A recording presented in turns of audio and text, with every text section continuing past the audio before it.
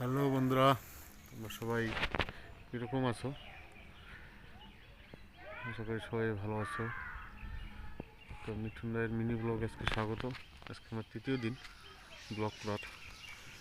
আমাদের বাড়ির আশেপাশে বেশ সুন্দর গাছ আছে, একটা সুন্দর দেখুন একটা গাছ, এত সুন্দর। সকালবেলা যাওয়ার কথা সময় হয়নি, বিশেষ কোনো অসুবিধার কারণে। তার মধ্যে বৃষ্টি সারাদিন থেকে।